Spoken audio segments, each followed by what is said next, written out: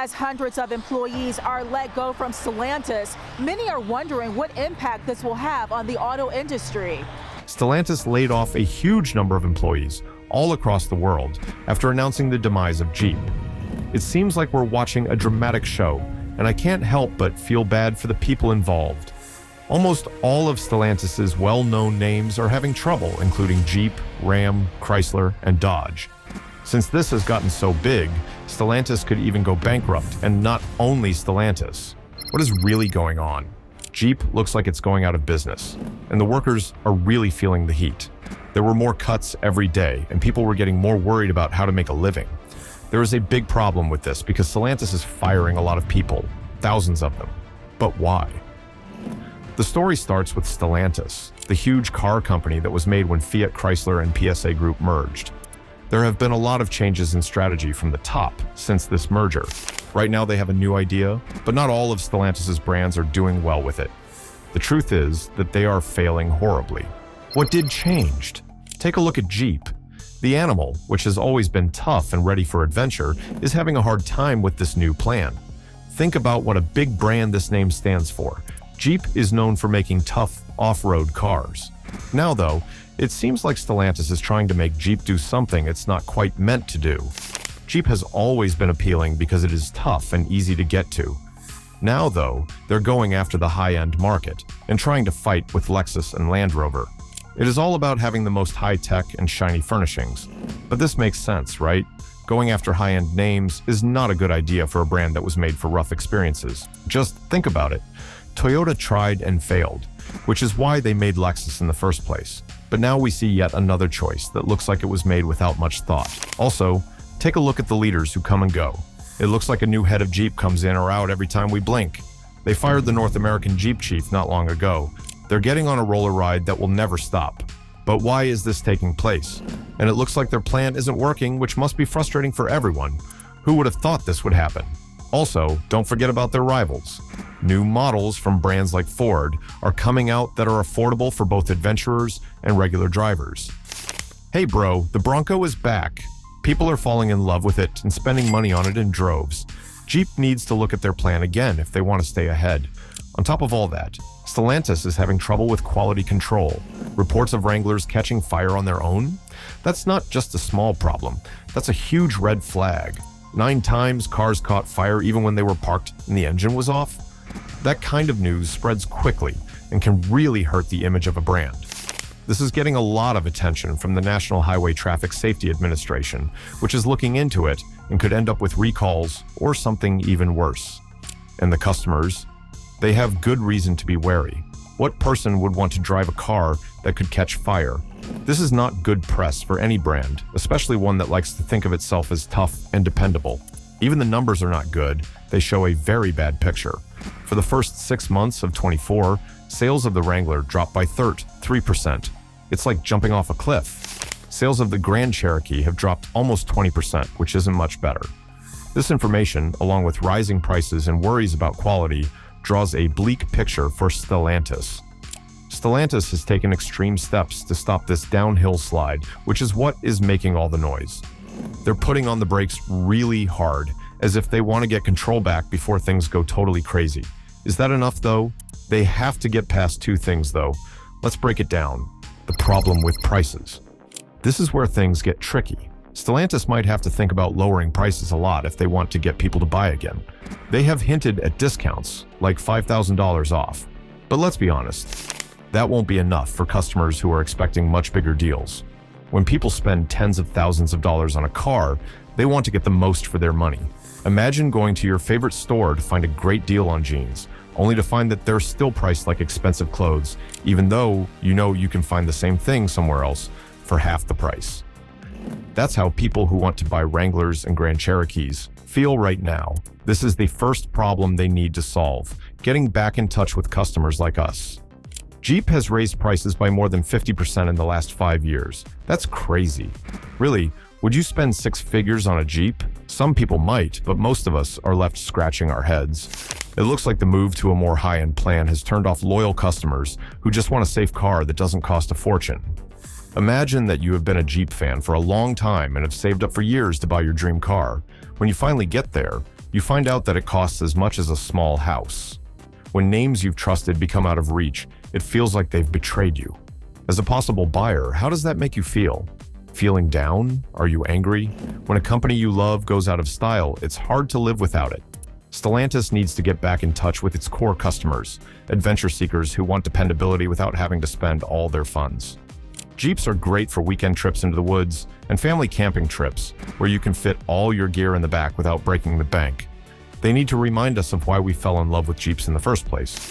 What if they released limited versions at more reasonable prices, or changed how they sell their products to emphasize both affordability and performance? Imagine ads showing families taking cheap road trips in their Wranglers. That would get people's attention. It seems like the recent drop in sales has made them less able to understand what we want. But you can't blame them. If I were CEO Carlos Tavares, I'd be shaking with fear. But let's talk about it. What exactly has Jeep's fall meant for them? Their market share was the first thing to go down, which shows problems in the car business as a whole. 333% fewer Wranglers were sold, and almost 20% fewer Grand Cherokees were sold in the first half of 24. Such sharp drops are more than just numbers on a chart. They mean that customers are losing trust and interest, which can directly lead to a smaller market share. Stellantis's most recent earnings reports show that falling sales have cost the company money. In the first half of 24, the company's net income dropped by 48% to $6,252,300,000. This was a lot less than what analysts had expected. The main reasons for this drop are fewer sales and an unfavorable mix of cars sold. The effects of falling sales on Stellantis's finances are becoming more and more clear from their most recent earnings reports. Have you checked out the new numbers? The company's net income dropped by 48% in the first half of 24 to $6,252,300,000. That's a big drop and much less than what experts had predicted. It's not a surprise that sales and earnings go down when fewer cars are sold. Have you seen that some models aren't selling as quickly as they used to? Stellantis is having a hard time with this drop in sales. A big part of it is also the types of cars that are being sold. Think about it. How does it affect the company's bottom line if they're selling more of the less profitable cars and not as many of the more profitable ones? That's right. This bad mix is making things even worse for the finances. What is Stellantis going to do about it? They are in a tough spot, and these revenue numbers make it clear how important it is to act quickly. They'll have to change their plans if they want to get back on track. They might need to change some of the products or try some new ways to get more sales. At the very least, they should fix their problems before trying to live a fancy life, right? This is the second thing they need to figure out. What do they do now, though? So they're putting out a final edition model that honors their history while also looking to the future. Only 4,000 of this limited edition car will be made around the world. It's a collector's dream and a fitting nod to the brand's long past. They're stepping it up. The Ram 1500 TRX Final Edition isn't just another release. It's a high-performance beast that will take you on exciting journeys in style. The 6.2-liter supercharged Hemi V8 engine under the hood will blow your mind. 702 horsepower and 650 pound-feet of torque are about to burst out. Are you ready to feel your stomach drop? The speed of this monster goes from 0 to 60 miles per hour in a shocking 4.5 seconds. Imagine how exciting that acceleration would be. It's not just fast, it's an emotional experience that will make you smile from ear to ear. The best part? Well, all you have to do is walk inside and the experience gets even better. The inside has extras that make it look very expensive, with contrast stitching and patina, big TRX embroidery, and special faux suede door panels that hug you as soon as you walk in. Every little thing has been carefully made, and the result is a cluster of gauges that proudly says Final Edition. Don't forget about tech and ease either. A high-end 19-speaker Harman Kardon sound system is in the car. The sound is so clear that you'll feel like you're at a live show. A modern touch is added by a sleek head-up display and a digital rear-view mirror. Every drive feels like a scene from a sci-fi movie. The seats are heated and cooled, so you'll be comfortable no matter the weather. The driver's seat and mirrors also have memory settings to make sure everything feels just right. Add in high-tech safety features like adaptive cruise control and lane keeping assist, and you have a truck that is smart and strong. This is the idea that Stellantis wants to get across for all of their names. Will it work though? Let's talk about it. How are they going to win? I already told you that they need to find a way to connect with their people. But here's the thing. Once they do, they'll also fix their problems. These cars have so many problems that they are hurting the brand's image. First, there is the matter of quality control. It's not always easy to trust Jeep when it comes to build quality and dependability. These problems need to be fixed right away if they want to win back customers' trust. It's not enough to just fix problems. They also need to show customers that they're dedicated to always giving customers high-quality, reliable cars. Stellantis is at a very important point right now. They have a one-of-a-kind chance to bring Jeep back to its roots and bring back what made the brand so popular in the first place. This is a very important time for them, and how they handle it could determine the direction of Jeep. It gets even more difficult when there are problems with supplies. Stellantis is sitting on a pile of cars that haven't been sold yet. They have one of the best market day supplies in the business. That means sellers can't sell the cars because they're just sitting there. Picture yourself as a dealer right now. You have a lot of bills for cars that aren't moving off your lot. You must feel like you can't get out of it. Tough. It's getting harder for dealers to keep their businesses going while also keeping track of the costs of their goods. You might have a lot of brand new cars on your lot, but you know that they cost you money every day they sit there. It's not just about selling cars. They need to stay in business. How would you feel if your job depended on getting those cars moved quickly? It's not clear what will happen with Stellantis and its names in the future, but one thing is for sure, dealers and clients deserve better. As we watch this story play out, it makes us think about brand community, cost, and loyalty. Where is the help? It's really hot for dealers right now.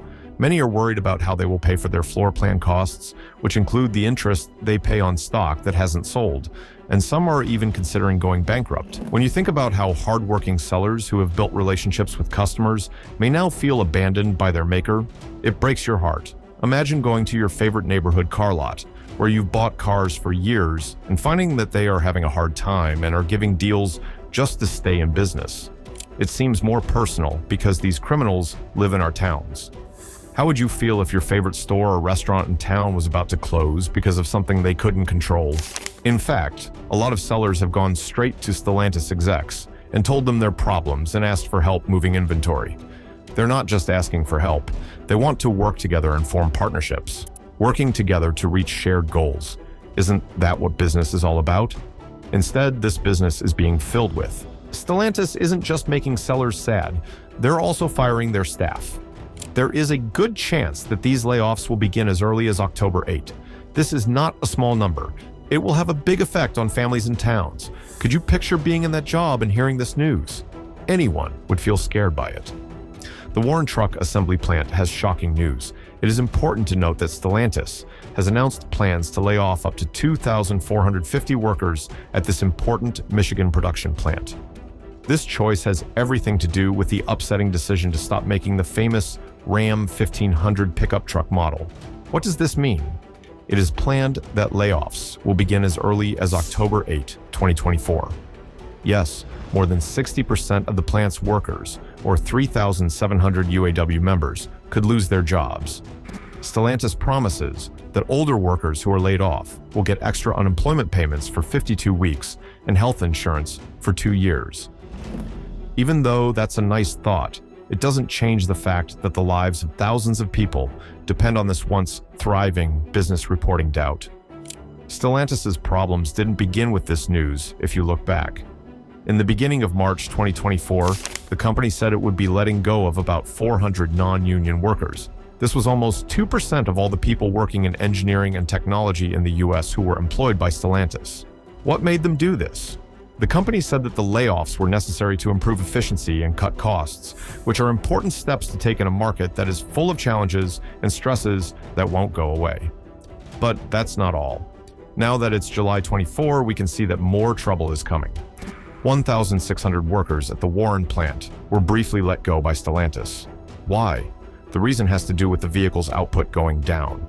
This situation is a worrying sign of how hard it is for the company to keep up with market demand and product management. These layoffs have impacts on neighborhoods, families, and the economy as a whole, not just the people who work on the assembly lines. The future of the Warren Truck Assembly Plant is also very uncertain because of all of this. As Stellantis deals with the rough seas of an uncertain economy and changing customer needs, These cuts could have effects that last for years. A scary question comes to mind. What will happen to the hard-working people who have committed their lives to making some of America's most famous trucks? The road ahead looks like it will be hard, and a lot of people will be paying close attention to this story in the months to come. What Fain meant by "what affects one of us affects all of us" is more than just job security. He's telling us that a national strike could happen if things don't change. That's some serious talk. The head of the car workers union, Fain, is asking Stellantis straight out, "What are you going to do?" It turns out that they plan to build electric versions of famous models like the Jeep Wagoneer at their plant in Sterling Heights. They also have plans for the Ram 1500 at Rev. But how can they say they are committed to new ideas when they are laying off people at the same time? It brings up an important question. Will these investments really help keep jobs or make new ones? At this point, it's not clear whether these changes will create more jobs in Metro Detroit or just change the way jobs are done. Long-term employees are under a lot of stress as they see their co-workers deal with insecurity. At a recent protest, a worker stood with those who were being laid off and said, "We're all feeling this. It's tough out there." What's the lesson of the story? Many Stellantis workers are feeling very tense right now, with a mix of worry and uncertainty that comes from the hard-fought talks for higher pay last year. As part of a big strike called by the United Auto Workers, these talks had briefly given people hope that things would get better. But now, those hopes seem to be less important than a rising fear.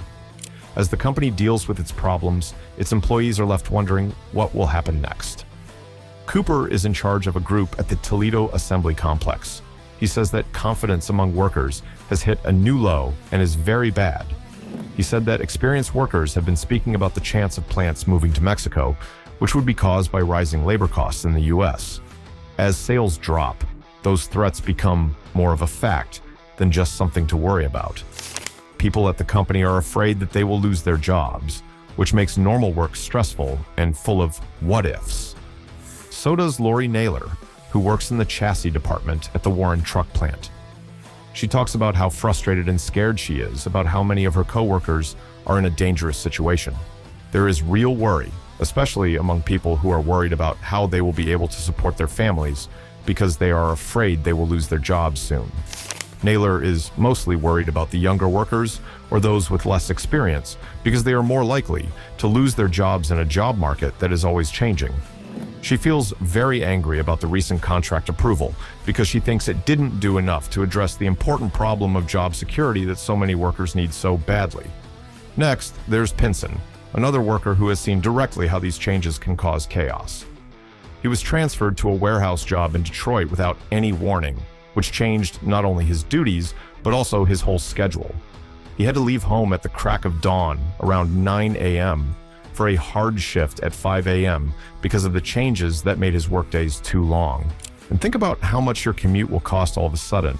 Luckily, he was able to get back to his old job, but he is still feeling unsure because there are rumors going around the plant that people are being laid off. Now that everything has happened, you have to ask yourself, where is the union? What did the UAW do?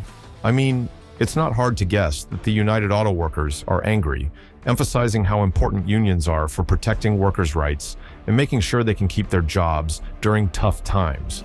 The UAW is taking action to stop companies from doing things that put its members' jobs at risk. This comes at a time when thousands of workers are worried about their futures. This isn't just a fight over jobs, it's an important fight to keep people safe and secure in their jobs. As I already told you, the union's president, Shawn Fain, has become a strong critic of Stellantis' handling of the layoffs. He is especially angry about the decision to cut almost 2,500 jobs at the Warren truck assembly plant, especially since Stellantis announced at the same time a breathtaking $466 million investment to help make electric vehicles. When it comes to CEO Carlos Tavares, Fain hasn't held back his criticism. He called him pathetic for giving himself a 56% pay raise while firing so many workers. The American taxpayer has invested in Stellantis, Fain said in a strong speech. Stellantis has been invested in by workers. We want Stellantis to invest in us. This feeling makes it clear that the company needs to care about its employees just as much as it cares about its business growth. For Stellantis to be held responsible, the union makes it clear that the company must do what it says it will do. Fain has made it very clear that the union wants more than just business investments. They want solid promises that protecting jobs will be a top goal going forward. We need real commitments to job security, he said, emphasizing how important it is for people who have spent a lot of time building cars to feel safe in their jobs. Not just about money, it's about the people whose lives depend on these jobs and the towns that were built around them. Also, union leaders are getting more and more worried about how the recent layoffs will affect not only the families who were directly affected, but also whole towns that depend on steady factory jobs. Michael Spencer, president of the union in Local 1750, spoke out against the recent job cuts, calling them disappointing and disgusting. He said that the layoffs sent a shockwave through local economies, causing unemployment rates to skyrocket and families to have a lot less money to spend. People in nearby neighborhoods are affected by Stellantis' job cuts, and the effects go far beyond the plant walls. So, what is the plan here? Okay, so the union has started to get its members to work together and stand together in support. Union leaders have set up rallies and talks to try to boost the morale of people whose futures are unknown right now. It's clear what the lesson is. Workers must work together to defeat corporate greed and apathy. For workers like Lori Naylor, who said she was in absolute utter fear about how to support her family because she was going to lose her job, the union has been a source of strength and comfort. It is dedicated to making sure that its members' views are heard during this chaotic time and that they don't get lost as the company moves toward making electric cars. Is it enough, though? There are workers who say the union isn't doing its job right. What do you think? Say what you think in the comments. Thanks for seeing. We'll see you in the next movie.